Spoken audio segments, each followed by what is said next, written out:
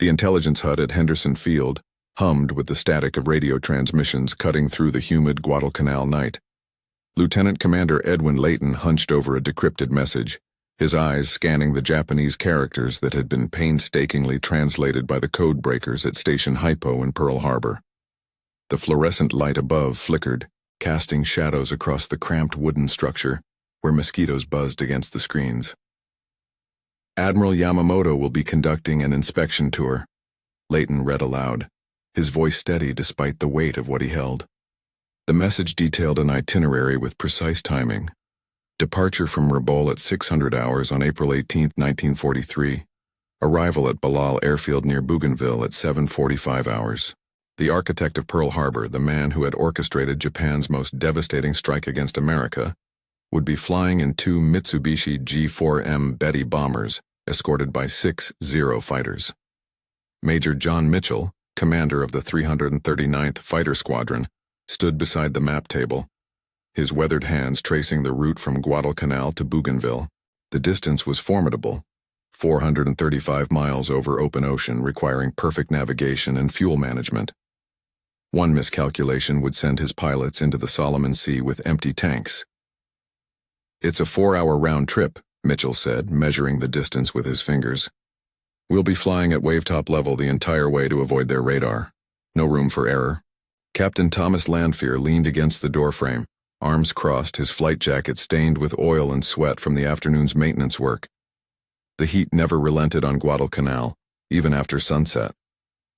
"If the timing's off by 5 minutes, we miss him completely, and if those Zeros spot us early, we're done." The operation required absolute precision. Yamamoto's punctuality was legendary among both Japanese and American intelligence. The Admiral's obsession with schedules was well documented.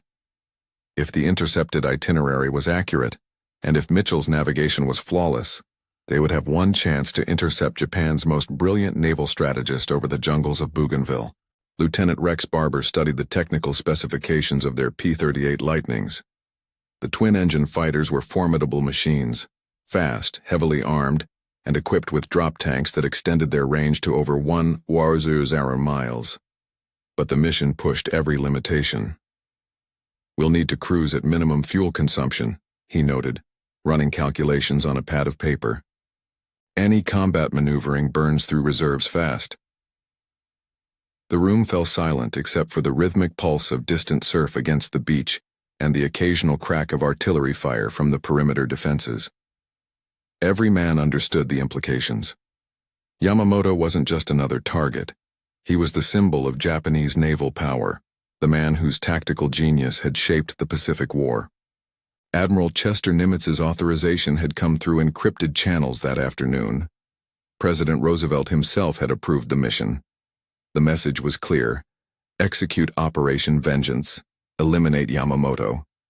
Mitchell assigned 18 P-38s to the mission, 16 as the main strike force, with 4 designated as the killer flight, responsible for the actual interception. The remaining 12 would provide top cover against the Zero escorts. Each pilot received detailed briefings on recognition silhouettes, fuel management protocols, and emergency procedures for ditching in hostile waters. As dawn approached, mechanics worked through the night preparing the aircraft. They mounted 310-gallon drop tanks beneath each wing, checked every rivet and fuel line, test-fired the quartet of 50-caliber machine guns and single 20mm cannon housed in each P-38's nose. The Lightnings gleamed under floodlights, their twin booms and central nacelle creating distinctive silhouettes against the palm trees. In the pilot briefing tent, Mitchell spread aerial reconnaissance photographs across the table. "Yamamoto will approach Balale from the northwest," he explained, pointing to the coastal route. "We intercept here over Empress Augusta Bay. The Bettys will be at low altitude preparing to land. That's when they're most vulnerable." Lieutenant Besby Holmes examined the photos of Balale Airfield, a narrow strip carved from jungle, surrounded by anti-aircraft positions and coastal artillery. "If we miss the intercept and they reach the airfield, we're flying into a meat grinder."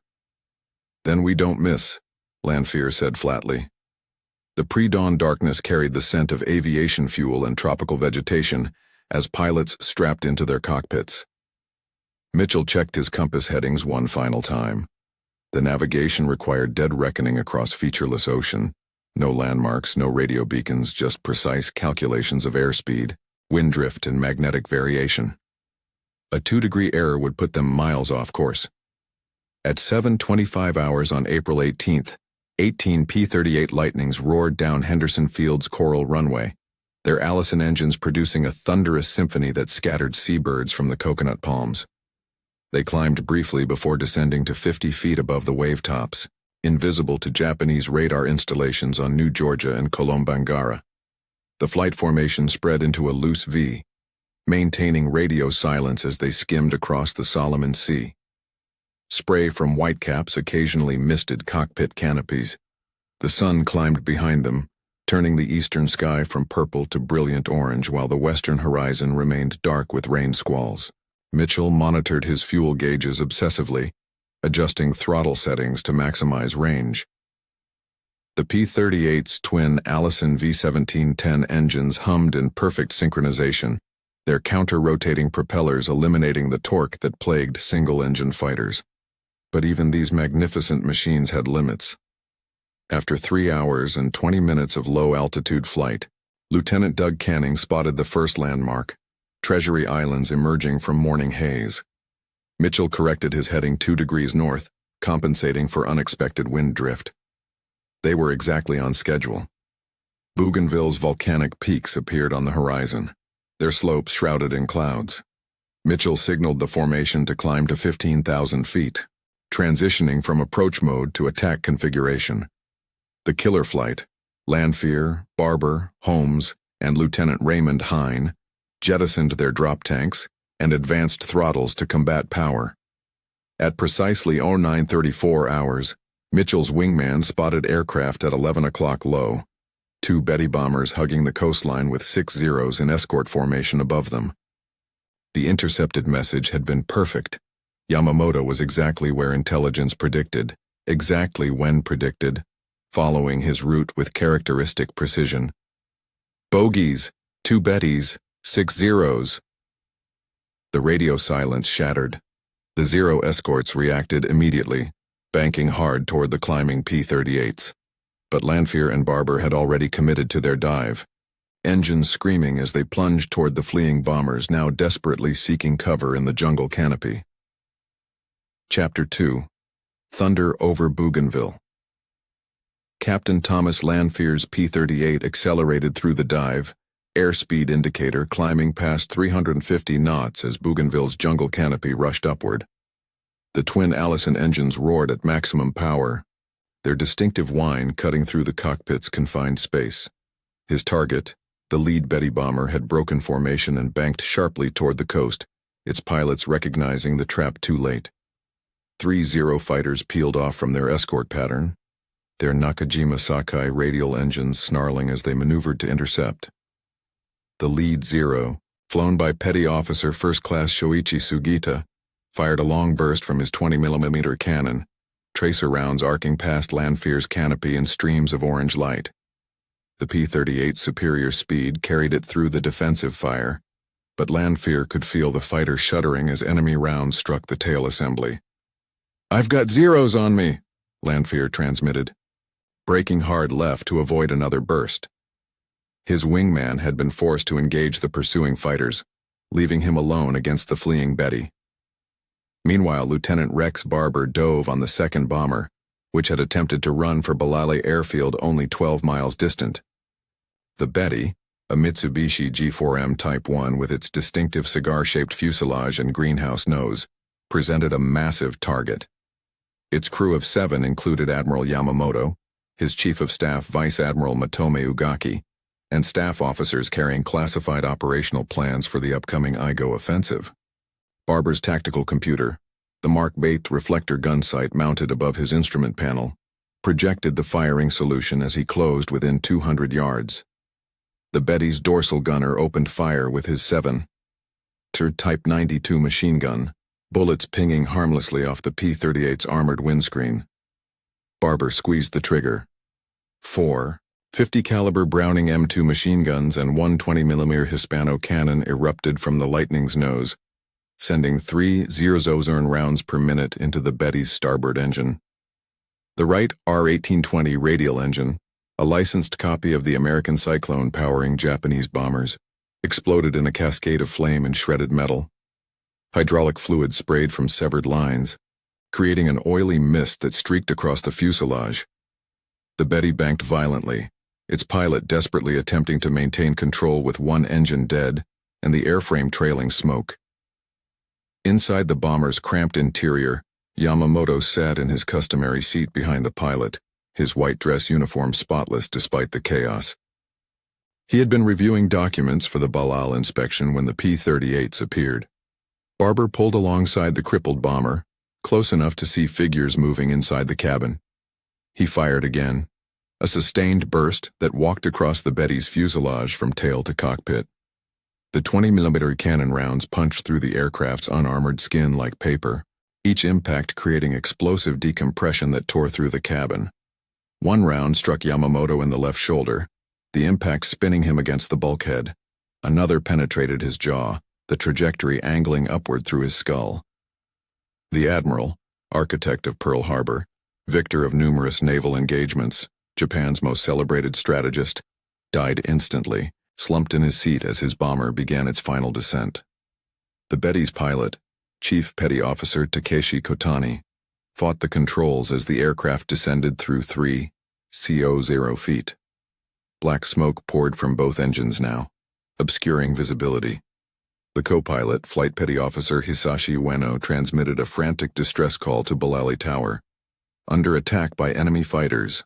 Admiral's aircraft severely damaged. The transmission ended as Barber fired his final burst.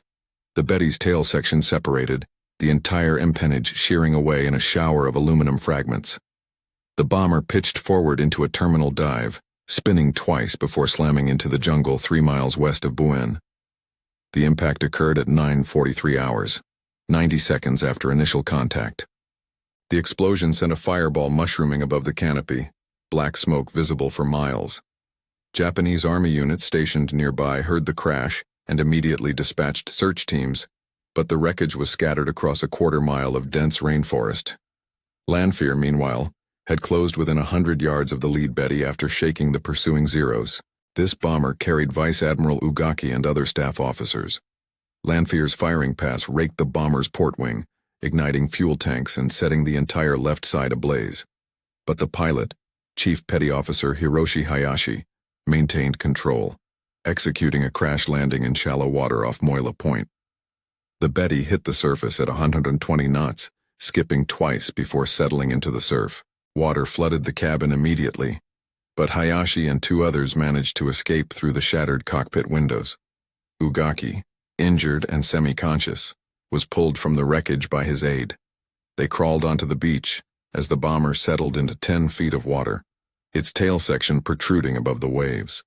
Above the chaos, the remaining P-38s engaged the Zero escorts in a furious dogfight. Lieutenant Raymond Hine fired on a Zero attempting to avenge the bombers, his bullet striking the fighter's fuselage and engine cowling. The Zero's pilot, Warrant Officer Kenji Yanagiya, executed a brilliant split-S maneuver despite his damaged aircraft, disappearing into a cloud bank trailing glycol coolant. The entire engagement lasted less than 5 minutes. At 09:47 hours, Major Mitchell ordered his formation to break contact and head for home. Fuel gauges were reading dangerously low. Several pilots reported less than 30 minutes of flying time remaining. The 4-hour return flight to Guadalcanal would push every aircraft to its absolute limit. As the P-38s climbed to cruising altitude and turned southeast, Lanfear transmitted the mission outcome in coded language. That son of a bitch will not be dictating any peace terms in the White House. The message was met with grim satisfaction by pilots who understood they had just executed one of the war's most precisely planned assassination missions.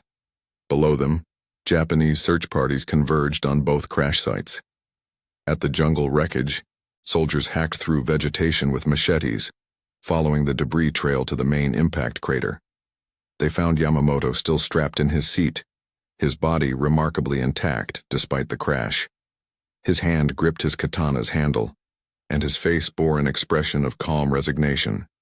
A young Army lieutenant named Hamasuna saluted the dead admiral, tears streaming down his face. "We have failed to protect you, sir," he whispered. The recovery team carefully extracted Yamamoto's body, wrapping it in a parachute silk before beginning the difficult journey to Buin. At Moila Point, Vice Admiral Ugaki regained consciousness on the beach, coughing seawater and blood. His injuries included fractured ribs, a broken arm, and severe lacerations. But he was alive. Nearby, rescue boats from Balale approached through the surf, their crews searching for survivors. When informed that Admiral Yamamoto's aircraft had crashed in the jungle, Ugaki's face contorted with anguish. "The Admiral?" he asked hoarsely. "Search parties are investigating the crash site, sir," a medic replied, avoiding eye contact. Ugaki understood immediately. He closed his eyes, overwhelmed by grief and the realization that Japan had just lost its greatest naval leader. The implications were catastrophic, not just militarily, but psychologically. Yamamoto's death would shatter Japanese morale and embolden Allied forces across the Pacific. Chapter 3. The Long Flight Home. Major John Mitchell's P-38. Lightning skimmed 50 feet above the Solomon Sea, its twin engines straining as fuel gauges crept toward empty. The return flight had become a desperate race against consumption rates, with every pilot calculating range versus remaining reserves. Behind Mitchell's formation, Bougainville's volcanic peaks receded into the afternoon haze, still trailing smoke from the crashed Betty bomber that had carried Admiral Yamamoto to his death. Cactus Lead. "This is Diablo II," Lieutenant James McClanahan transmitted, his voice tight with concern. "Fuel showing 35 gallons. I'm not going to make Henderson." Mitchell checked his own gauges. 42 gallons in the mains, with the auxiliary tanks bone dry. The mathematics were unforgiving. Each Allison V1710 engine consumed roughly 60 gallons per hour at cruise power. McClanahan had perhaps 25 minutes of flight time remaining, but Guadalcanal was still 40 minutes distant. "Acknowledged, Diablo II," Mitchell responded calmly, though his mind raced through contingencies. "Maintain current power settings. We'll look for emergency landing options at Russell Islands." The Russell Islands, a cluster of small atolls captured by Allied forces in February, offered a crude airstrip carved from coconut plantations. It could accommodate a P-38 in an emergency, though the landing would be treacherous. But McClanahan's fuel situation left no alternatives. Lieutenant Rex Barber flew wing position to Mitchell's right, his aircraft still bearing scorch marks from the engagement with Yamamoto's Betty. The adrenaline that had sustained him through the attack had faded, replaced by exhaustion and the mechanical routine of monitoring instruments. His right hand rested on the throttle quadrant, making constant micro-adjustments to optimize fuel consumption. Reducing manifold pressure by half an inch could save precious gallons. "You think they'll believe it?" Barber asked over the radio. "That we actually got Yamamoto?" Captain Thomas Lanphier, flying several hundred yards to the left, answered first. "Intelligence will confirm from Japanese radio traffic. They can't hide this. He was too important." The comment sparked controversy that would persist for decades. Both Lanphier and Barber had fired on Betty bombers during the attack, and both would claim credit for shooting down Yamamoto's aircraft. The confusion arose from the chaos of combat. Multiple aircraft engaging similar targets in dense jungle terrain, where smoke and altitude changes made definitive observation impossible. But Mitchell had seen Barber's P-38 pursuing the lead bomber, the one carrying Yamamoto, while Lanphier engaged the second Betty that crash-landed in the water. The gun camera footage, if it survived processing, would provide evidence. Yet Mitchell knew that combat narratives often diverged from technical reality, especially when glory and recognition were at stake. "Focus on getting home alive," Mitchell said, cutting off the discussion. "We'll sort out the details on the ground." The formation passed New Georgia's western coast, where Japanese observation posts likely tracked their passage.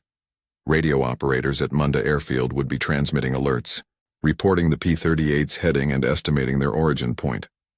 Japanese intelligence would quickly deduce that American fighters had flown an unprecedented long-range mission from Guadalcanal, a revelation that would force them to reassess their vulnerability across the entire Solomon Islands chain. At 12:45 hours, McClanahan's engines sputtered. The fuel starvation was immediate and catastrophic. Both Allisons quit simultaneously as the last drops evaporated from the carburetor bowls. The sudden silence was eerie after 4 hours of continuous engine noise. "Cactus lead, I'm dead stick," McClanahan transmitted, his voice remarkably steady. "Ditching off Pavuvu." Mitchell watched helplessly as the P-38 descended in a controlled glide, aiming for open water between reefs. The Lightning's twin-boom configuration made water landings particularly dangerous. The nose-mounted cockpit tended to dig into waves, flipping the aircraft and trapping the pilot underwater. McClanahan executed the ditching perfectly, touching down at minimum airspeed with the nose high. The P-38 skipped once, then settled heavily into the swells. Water erupted over the canopy as the aircraft decelerated from 100 knots to 0 in 3 seconds. The impact was brutal, but McClanahan had braced correctly, and the fighter remained upright. He popped the canopy immediately, standing in the cockpit as seawater flooded the nacelle. The P-38 was sinking fast. Its aluminum construction and twin engines pulled it downward at alarming speed. McClanahan inflated his Mae West life vest and kicked away from the aircraft just as it rolled inverted and disappeared beneath the surface, leaving only an expanding circle of oil and debris. "Diablo 2 in the water," McClanahan reported, treading water and inflating his emergency raft. "I'm okay. Send the Dumbo when you get home." Dumbo, code for the PBY Catalina flying boats that conducted search and rescue missions, would launch from Tulagi as soon as Mitchell's formation reached Henderson and reported McClanahan's position. But the recovery would take hours, and the lieutenant would spend a long, anxious afternoon drifting in shark-infested waters, hoping Japanese patrol boats didn't find him first. The remaining 17 P-38s continued southeast, their fuel situations approaching critical. Several pilots reported gauges reading below 20 gallons, theoretically enough for 15 minutes of flight, but fuel gauges were notoriously inaccurate at low levels. The actual remaining fuel could be higher or lower by several gallons, creating terrifying uncertainty. Lieutenant Besby Holmes noticed his starboard engine running rough, the tachometer fluctuating erratically. Fuel contamination, he suspected. Debris from the drop tanks had likely clogged a fuel filter. He enriched the mixture, hoping to smooth the engine's operation, but the roughness persisted. If the engine quit, he would face the same ditching scenario that McClanahan had just survived. "Cactus lead Diablo 4 has rough-running starboard engine," Holmes transmitted. "Still flyable, but barely." "Acknowledged," Mitchell replied. "Maintain formation. We're 20 minutes out." The words were encouraging, but Mitchell knew that 20 minutes could stretch into eternity when flying on fumes. He scanned the horizon, searching for the familiar outline of Guadalcanal's mountains. The island's volcanic peak, Mount Austin, should be visible soon, a landmark that would guide them to Henderson Field's coral runway. At 13:18 hours, the mountains appeared through tropical haze. Mitchell's relief was palpable, though he kept his voice neutral on the radio. "Landfall ahead. Begin descent and landing pattern." The P-38s descended in sequence, their pilots lowering landing gear and flaps while configuring for approach. Henderson's tower, alerted by radio ahead of the formation's arrival, had cleared all traffic and positioned emergency vehicles along the runway. Fire trucks, ambulances, and fuel tankers ready to respond if aircraft crashed short due to fuel exhaustion. Mitchell landed first, his P-38 touching down smoothly on the coral surface. He taxied clear of the runway and shut down his engines, both Allisons coughing to silence as the last fuel evaporated. Ground crew swarmed the aircraft, chalking wheels and draining fuel tanks to measure remaining quantities. Mitchell's tanks contained 6 gallons, barely 4 minutes of flying time. Barber landed next, his P-38 rolling to a stop near the operations tent. He climbed from the cockpit stiffly, muscles cramped from 4.5 hours in a confined space.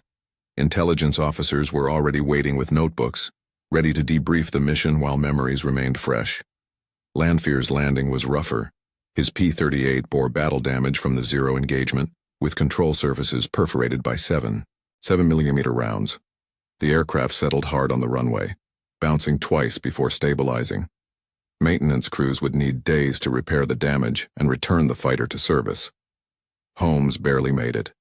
His starboard engine quit completely on final approach, forcing him to land on single-engine power, a delicate maneuver that required precise airspeed control to avoid stalling and spinning into the jungle. He touched down smoothly despite the emergency, his port engine still running as he taxied to the flight line. 16 P-38s had returned safely to Henderson. One pilot, McClanahan, awaited rescue in his life raft somewhere off Pavuvu. The mission had achieved its objective.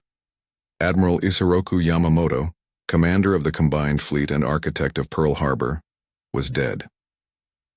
As pilots gathered in the debriefing tent, sipping water and peeling off sweat-soaked flight suits, Major Mitchell addressed the group. "Excellent work, gentlemen. This mission will be classified at the highest level. No discussing details outside this room. We don't want the Japanese knowing we broke their codes."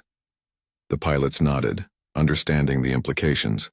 If Japan discovered that American codebreakers could read their encrypted communications, they would change their cryptographic systems immediately, blinding Allied intelligence across the Pacific. The success of Operation Vengeance had to remain secret, potentially, for years. Chapter 4: Aftermath and Revelation. The Japanese destroyer Hatsukaze anchored off Buin on the evening of April 18, 1943, its crew preparing to receive extraordinary cargo. On the dock, a funeral detail stood at attention beside a simple wooden casket containing Admiral Isoroku Yamamoto's body, recovered from the jungle crash site after 6 hours of searching. The Admiral's white dress uniform had been cleaned and pressed by Army staff, and his sword, miraculously undamaged, rested across his chest. Captain Masatake Yoshimura, commander of the Hatsukaze, saluted as the casket was carried aboard. "We will deliver the Admiral to Rabaul with all honors," he said solemnly to the Army officers who had organized the recovery operation. The destroyer would depart immediately, racing through darkness to reach Rabaul before Allied aircraft could intercept. At Combined Fleet Headquarters in Truk Lagoon, 800 miles north, Admiral Minechi Koga received the coded message at 21:30 hours. Admiral Yamamoto killed in action, aircraft shot down by enemy fighters over Bougainville. Staff officers and aircrew also lost. Vice Admiral Ugaki wounded but recovering. Koga read the message 3 times, unable to process its meaning. Yamamoto dead? The man who had led Japan's Navy for 3 years, who had planned the Pearl Harbor attack with brilliant precision, who understood American industrial capacity better than any Japanese officer, gone? The implications cascaded through Koga's mind. Yamamoto's death would devastate fleet morale. Worse, it revealed catastrophic security failures. How had American fighters known Yamamoto's exact itinerary? The Admiral's inspection tour had been classified at the highest level, known only to senior staff and transmission operators, using the latest JN-25 cipher system. The terrible conclusion was inescapable. Either Japan's codes had been broken, or there was a traitor with access to Combined Fleet communications. Either scenario was catastrophic. At Pearl Harbor, Admiral Chester Nimitz reviewed the initial mission reports from Guadalcanal with grim satisfaction. The decrypted Japanese radio traffic confirmed Yamamoto's death. Frantic messages between Rabaul and Tokyo mentioned the Admiral's heroic sacrifice and organized emergency staff meetings to select his replacement. "We got him," Nimitz said quietly to Commander Edwin Layton, his intelligence officer. "The question now is whether they realize how we knew where to find him." Layton had been worrying about that exact issue since authorizing the mission. "Japanese signal intelligence is sophisticated, sir. If they conduct a thorough investigation, they might deduce that we're reading their mail." "Then we need to muddy the waters," Nimitz replied. He drafted a message to General Douglas MacArthur's headquarters in Brisbane, suggesting that Allied intelligence disseminate rumors about Australian coast watchers spotting Yamamoto's bombers, plausible human intelligence that could explain the interception without revealing code-breaking capabilities. The deception campaign began immediately. Radio operators transmitted carefully crafted messages mentioning Coast Watcher reports and visual confirmation from reconnaissance flights. The disinformation seeped into Japanese intelligence channels, providing alternative explanations for how Americans had anticipated Yamamoto's movements. In Tokyo, the government faced a profound dilemma. Yamamoto's death could not be concealed. Too many people knew the truth. But announcing it publicly would shatter civilian morale and expose the Navy's failure to protect its most important commander. Emperor Hirohito himself intervened, ordering that Yamamoto's death be revealed gradually through controlled announcements emphasizing heroism and sacrifice rather than incompetence. On May 21, 1943, 5 weeks after the shootdown, Tokyo Radio broadcast the official statement. Admiral Isoroku Yamamoto, while directing operations at the front, engaged in combat with the enemy and met a gallant death on a warplane. The Japanese public received the news with shock and grief. Yamamoto had been a national hero, his image appearing on propaganda posters and newsreels. His death marked a psychological turning point, the first clear indication that Japan's initial victories were giving way to something darker. At Henderson Field, the pilots of Operation Vengeance received medals in secret ceremonies conducted inside secure facilities. Major John Mitchell was awarded the Navy Cross for leadership in navigation. Rex Barber and Thomas Lanphier both received the Navy Cross for shooting down enemy bombers, though the specific target, Yamamoto, remained classified. The credit dispute between Barber and Lanphier intensified over subsequent months. Lanphier publicly claimed to have shot down Yamamoto's Betty, describing vivid details of the engagement. Barber quietly insisted his gun camera footage showed him destroying the Admiral's aircraft. Other pilots corroborated Barber's account, noting that Lanphier had been engaged with the second bomber and pursuing Zeros. The controversy persisted for decades.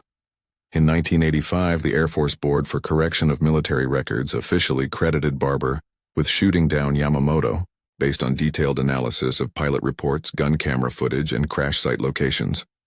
But Lanphier's descendants continued contesting the determination, arguing that combat chaos made definitive attribution impossible.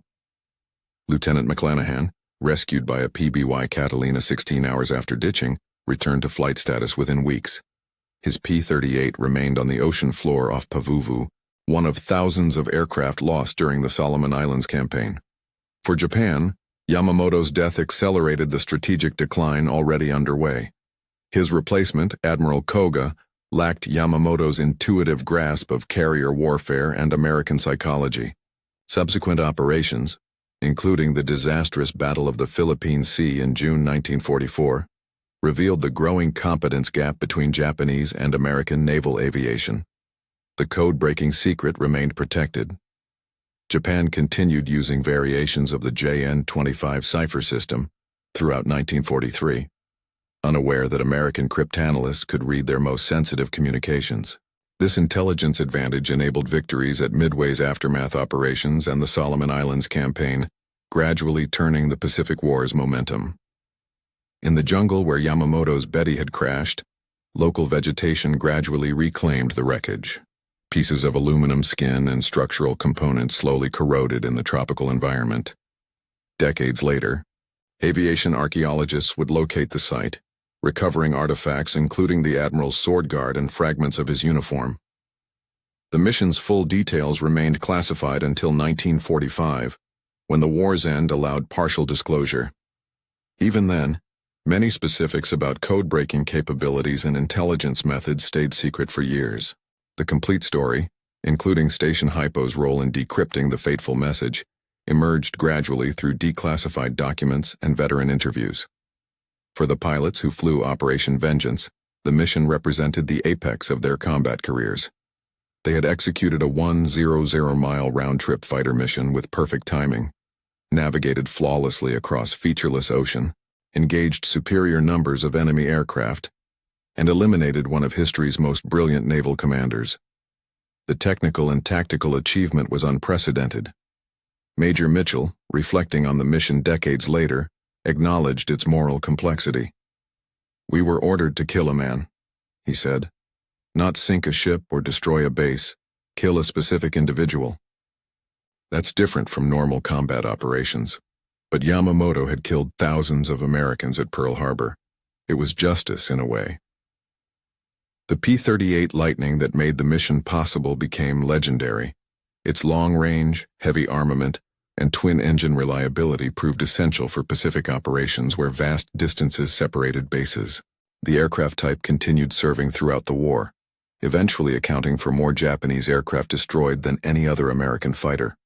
Yamamoto's death did not end the Pacific War. Japan fought on for another 2 years with increasing desperation. But it marked a symbolic turning point, demonstrating that even Japan's most protected leaders were vulnerable to American reach and technical capabilities. The psychological impact rippled through both militaries, boosting Allied confidence while deepening Japanese anxiety about their deteriorating strategic position. The ultimate legacy of Operation Vengeance lay not just in eliminating a brilliant adversary, but in proving that intelligence, planning, and technological superiority could overcome numerical disadvantages and vast distances. The mission embodied the American approach to warfare: meticulous preparation, technical innovation, and precise execution that would ultimately prevail across the Pacific theater.